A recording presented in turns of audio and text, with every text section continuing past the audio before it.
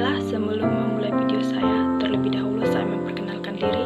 Perkenalkan, nama saya Betty Wanrita Situmorang dari grup 10 dengan NPM 1901010410. Ya, di sini saya akan membahas tentang pengertian dan prinsip-prinsip asesmen. Yang pertama, saya akan membahas tentang pengertian asesmen. Asesmen disebut juga penilaian yang merupakan rangkaian kegiatan untuk memperoleh, menganalisis, dan menafsirkan data tentang proses hasil belajar peserta didik yang dilakukan secara sistematis berkesinambungan sehingga menjadi informasi yang lebih bermakna dalam pengambilan keputusan. Asesmen dibagi menjadi 3, yaitu pengukuran, penilaian, dan observasi. Pengukuran adalah proses penentuan ukuran terhadap suatu gejala menurut aturan tertentu. Pengukuran pendidikan dengan menggunakan suatu standar. Pengukuran dapat menggunakan tes dan non-tes. Penilaian. Penilaian adalah istilah umum yang mencakup semua metode yang biasa digunakan untuk menilai kerja individu atau kerja kelompok peserta didik. Proses penilaian mencakup pengumpulan bukti yang menunjukkan pencapaian belajar peserta didik. Yang ketiga, evaluasi.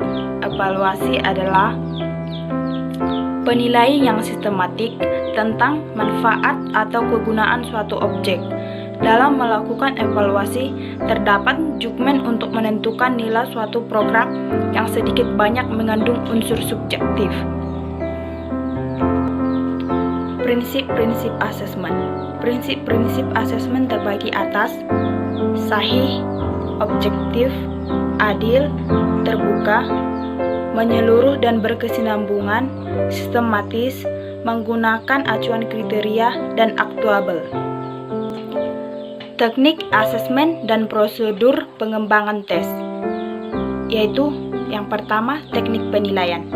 Teknik penilaian terbagi atas yang pertama, teknik penilaian menggunakan teks, yaitu tes tertulis dan tes lisan, dan tes pembuatan. Yang kedua, teknik penilaian melalui observasi atau pengamatan. Yang ketiga, teknik penilaian melalui wawancara. Prosedur pengembangan tes. Langkah-langkah penting yang dilakukan untuk prosedur pengembangan tes yaitu menentukan tujuan penilaian, memperhatikan standar kompetensi, menentukan jenis alat ukurnya, menyusun kisi tes, penentuan materi penting. Langkah-langkah dalam menyusun penentuan materi penting yang pertama yaitu urgensi, kontinuitas, relevansi, dan keterpakaian. Penyusunan kisi-kisi dan butir soal.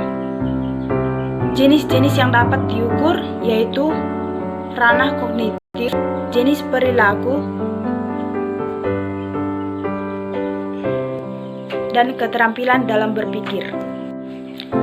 Baiklah, saya akan membahas tentang langkah-langkah penyusunan butir soal.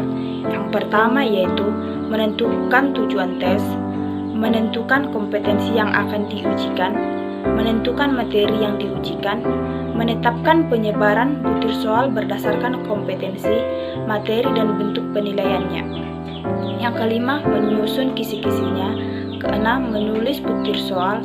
Ketujuh, memvalidasi butir soal untuk menelaah secara kualitatif. Yang kedelapan, merakit soal menjadi perangkat tes. Yang kesembilan, menyusun pedoman pengekorannya. Ke-10, uji coba butir soal. Ke-11, analisis butir soal secara kualitatif dan data empirik hasil uji coba. Dan yang ke-12, perbaikan soal berdasarkan hasil analisis.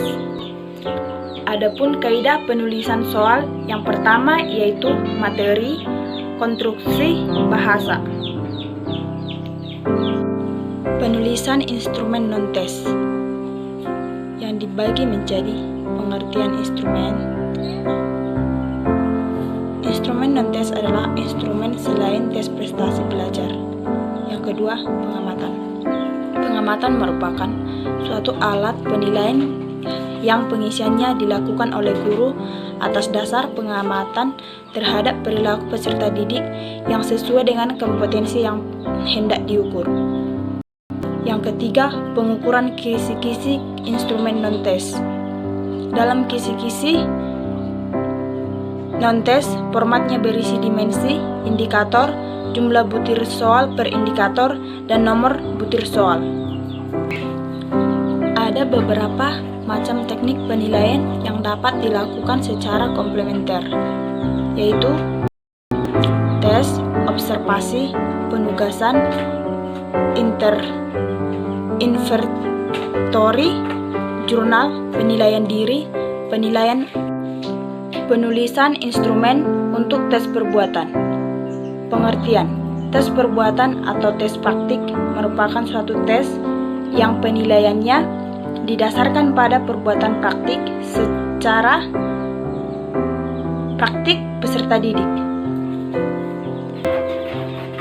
Kaidah penulisan tes perbuatan yaitu penilaian kinerja, penilaian penugasan, penilaian hasil karya atau produk.